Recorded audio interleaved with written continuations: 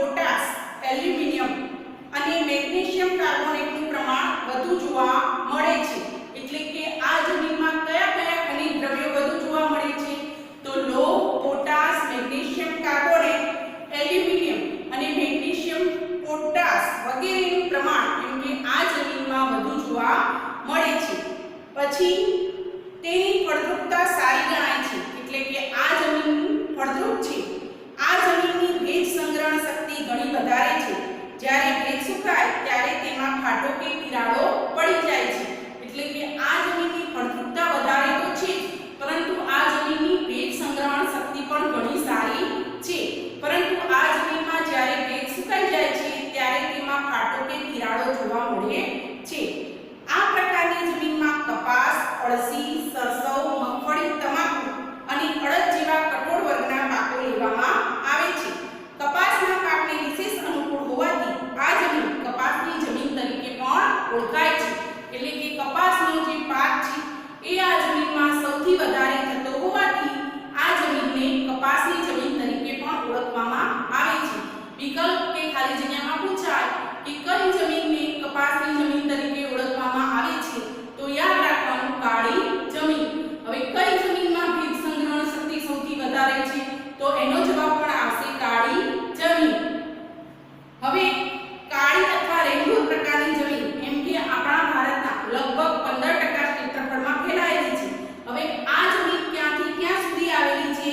તો દક્ષિણમાં લાવો પથરાવાના એટલે કે જ્વાળામુખી અને લાવા પથરાવાના લીધે આ જમીનનું નિર્માણ થયેલું છે. એટલે ભારતની વાત કરીએ તો મહારાષ્ટ્ર, મધ્યપ્રદેશ, કર્ણાટક રાજ્યના મોટા ભાગનો પ્રદેશ એમ કે આ જમીન ધરાવે છે. અને જો ગુજરાતની વાત કરીએ તો ગુજરાતનો નર્મદા, ભરૂચ, તાપી, વડોદરા અને ડાંગ જિલ્લો આ ડાંગ જિલ્લામાં એમ કે આવી જમીન આવેલી છે. આ જમીનનું નિર્માણ મુખ્યત્વે બે તત્વોથી થયેલું છે. તો એ છે લાવાઈ ખડકો અને આબોહવા. આ જમીનનું નિર્માણ લાવાઈ ખડકો અને આબોહવાથી થયેલું છે. એ ઉપરાંત પણ એમ કે આ જમીનમાં ઘણા બધા લોહ અને ખનિજ દ્રવ્યો જોવા મળે છે. તો એ કયા કયા છે? તો લોહ, ચૂનો, કેલ્શિયમ, પોટાશ, મેગ્નેશિયમ કાર્બોનેટ વગેરે જેવા ખનિજ દ્રવ્યોનું પ્રમાણ આ જમીનમાં વધુ પ્રમાણમાં જોવા મળે છે. વળી આ જમીનની ફળદ્રુપતા સારી છે. આ જમીન ભેજ સંગ્રહણ શક્તિ પણ વધારે ધરાવે છે. જ્યારે આ જમીનમાં ભેજ સુકાઈ જાય છે ત્યારે તેમાં તિરાડો પડે છે. આ જમીનમાં કપાસ, અળસી, મગફળી, તમાકુ અને કઠોળ વર્ગના પાકો લેવામાં આવે છે. અને આ જમીન કપાસના પાકને વધુ અનુકૂળ હોવાથી તેને કપાસની જમીન તરીકે પણ ઓળખવામાં આવે છે. એટલે આપણે આ જમીનના પોઈન્ટમાં યાદ રાખીશું કે આ જમીન 15% ક્ષેત્રફળમાં આવેલી છે. 15% ક્ષેત્રફળમાં આવેલી છે.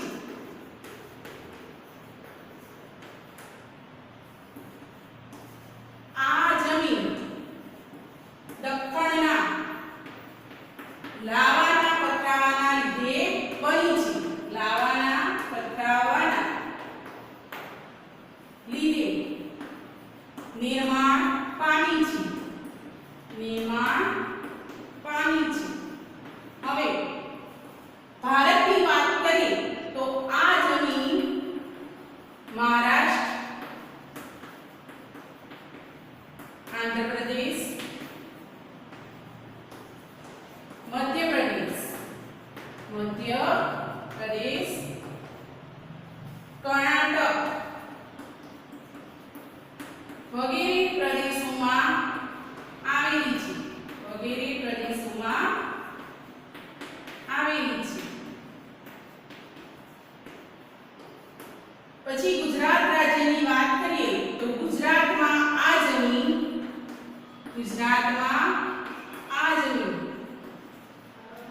તાપી, નર્મદા, ભરૂચ, વડોદરા અને ડાંગ જિલ્લામાં આવેલી છે.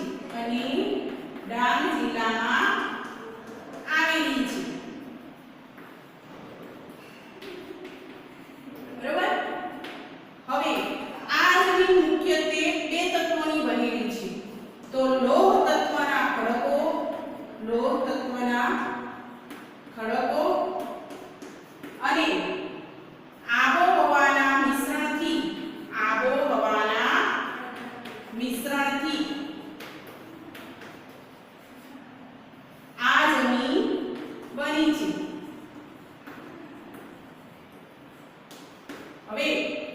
જમીનમાં એમ કે મુખ્યત્વે કયા કયા ખનિજ દ્રવ્યો છે? તો આ જમીનમાં ચૂનો, calcium, potash, magnesium carbonate,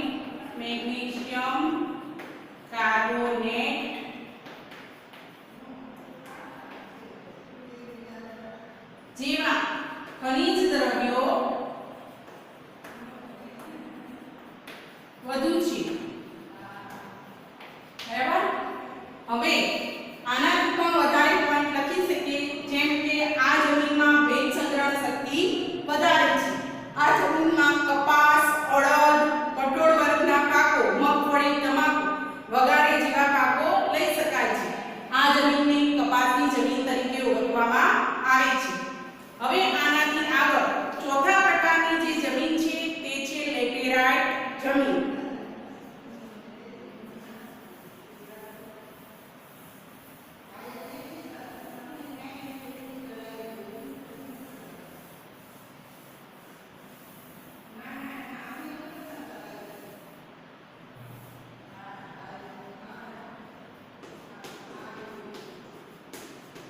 laterite કે પડખાવ જમીન. લેટેરાઇટ કે પડખાવ જમીન. હવે જે આ લેટેરાઇટ કે પડખાવ જમીન છે, તો આ જમીનનું નામ લેટિન ભાષાના શબ્દ લેટર એટલે કે ઈંટ પરથી પડ્યું છે. તેનો લાલ રંગ લો ઓક્સાઇડને કારણે હોય છે. આ જમીન ભીની થાય ત્યારે માખણ જેવી મુલાયમ અને સુકાય ત્યારે સખત બની જાય છે. હવે જો એમ કે આ જમીન પહેલાના લેટિન ભાષાના શબ્દ લેટર પર કે જેનો અર્થ ઈંટ થાય છે તેના પરથી આ જમીનનું નામ લેટેરાઇટ પડ્યું છે. અને આ જમીન છે તે લાલ રંગની છે. તો લાલ રંગ એનો આભાર એના લો ઓક્સાઇડને કારણે છે. આ જમીન ભીની થાય ત્યારે એકદમ માખણ જેવી મુલાયમ બની જાય છે અને પાછી સુકાય ત્યારે સખત કડક પદાર્થ જેવી બની જાય છે. ભાત સૂકી અને ભેજવાળી આબોહવાના પરિવર્તનથી અને સિલિકામય પદાર્થોના નિવારણથી તેનું નિર્માણ થયું છે. તો આ જમીનનું નિર્માણ કેવી રીતે થયું છે? તો સૂકી અને ભેજવાળી આબોહવાના પરિવર્તનથી તેમજ સિલિકામય પદાર્થોના નિર્માણથી આ જમીનનું નિર્માણ થયું છે. ભારતીય દ્વીપકલ્પીય ઉચ્ચ પ્રદેશોના ઊંચાણવાળા ભાગોમાં વિકસિત થયેલી આ જમીન જોવા મળે છે.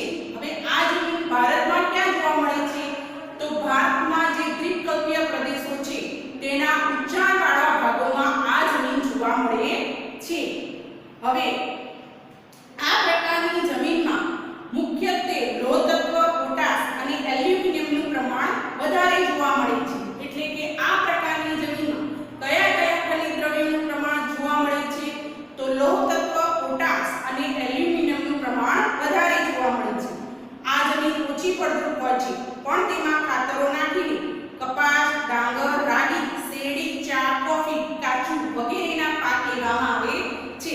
આમ તો આ જમીનમાં ખનિજ દ્રવ્યોનું પ્રમાણ વધારે હોવાથી અને તે સખત હોવાથી તેની ફળદ્રુપતા ઓછી છે. તેમ છતાં પણ આ જમીનમાં જુદા જુદા ખાતરો નાખીને તેમાં કપાસ, શેરડી, રાગી અને ચા, કોફી તથા કાજુ જેવા પાકોની ખેતી કરવામાં આવે છે. આ જમીનને પડખાવ જમીન તરીકે પણ ઓળખવામાં આવે છે. એટલે કે આ જમીનને પડખાવ જમીન તરીકે પણ ઓળખવામાં આવે છે. હવે જો આમાં આપણે મુદ્દા યાદ રાખીશું તો એમ કે આ જમીન લેટિન ભાષાના લેટર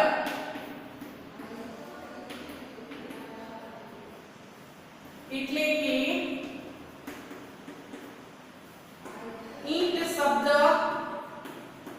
પરથી તેનું નામ પાડવામાં આવ્યું છે. હવે આ જમીનનો રંગ લાલ છે, તો તેનું કારણ આ જમીનમાં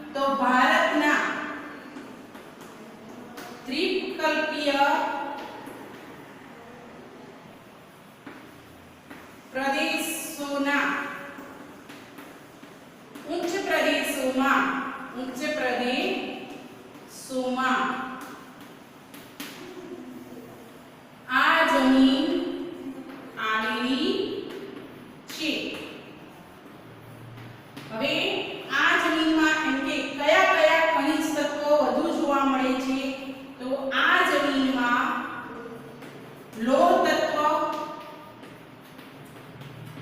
પોટેશિયમ પોટેશિયમ અને એલ્યુમિનિયમ એલ્યુમિનિયમ ખનિજ દ્રવ્યો છે. હવે આ જમીનમાં ખનિજ દ્રવ્યોનું પ્રમાણ વધુ હોવાથી આની ફળદ્રુપતા ઓછી છે. આ જમીનમાં ખાતર નાખીને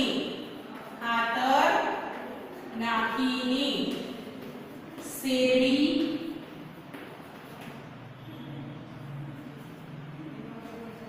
રાગી તમાકુ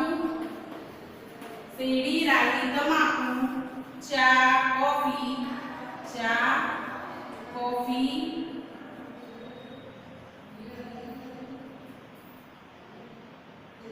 કાજુ વગેરેના પાક લેવાય છે.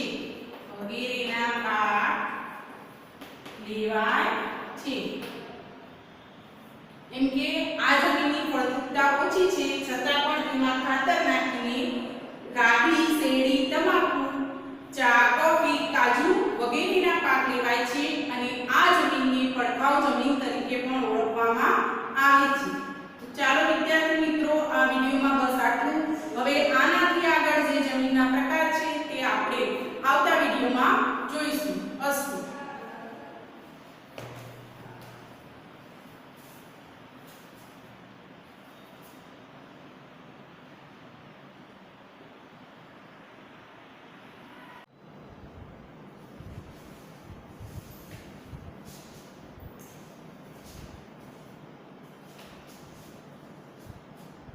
ચાલો બાળકો, આજે આપણે પાઠ 8 કુદરતી સંસાધન વિશે અભ્યાસ કરવાનો છે.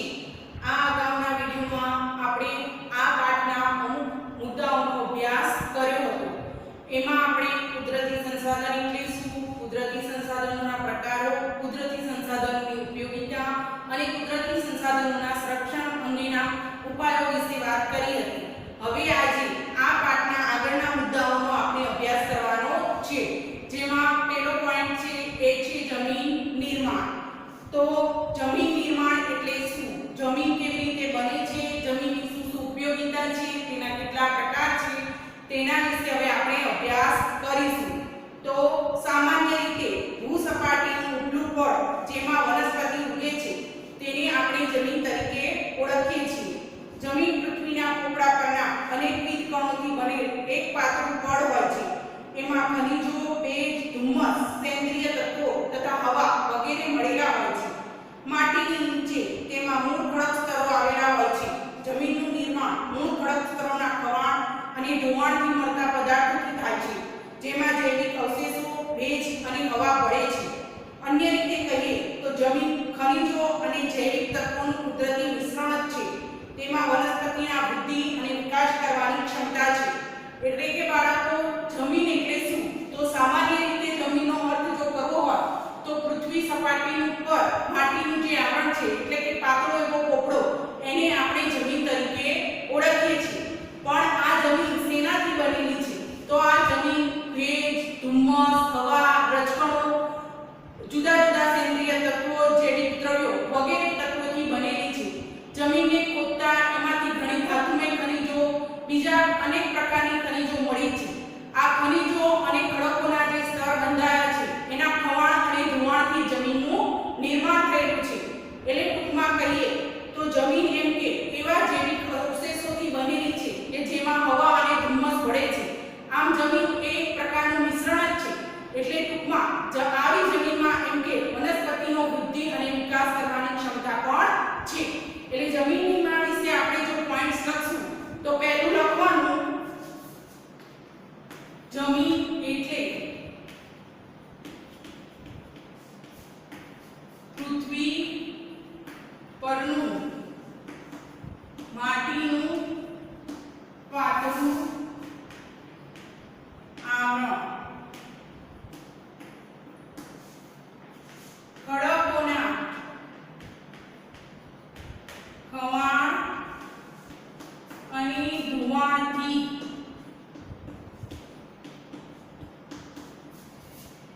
જમીનનું નિર્માણ થાય છે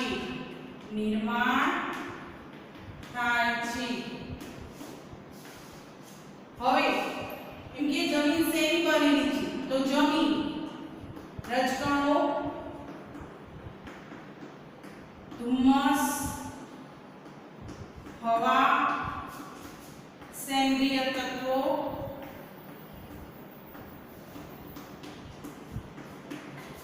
વગેરેનું મિશ્રણ છે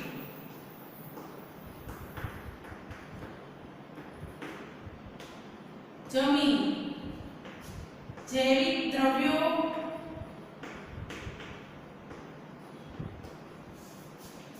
અને હવાનું મિશ્રણ છે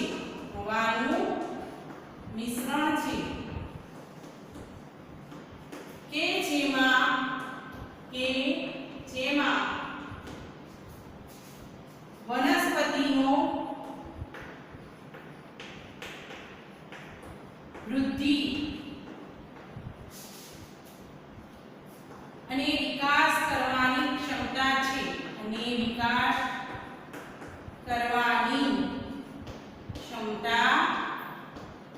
છે બરાબર હવે આ તો હતી જમીન નિર્માણ વિશેની વાત હવે એનાથી આગળ જમીન એટલે કે જમીન એટલે શું અને જમીન કેવી રીતે બને છે જમીનના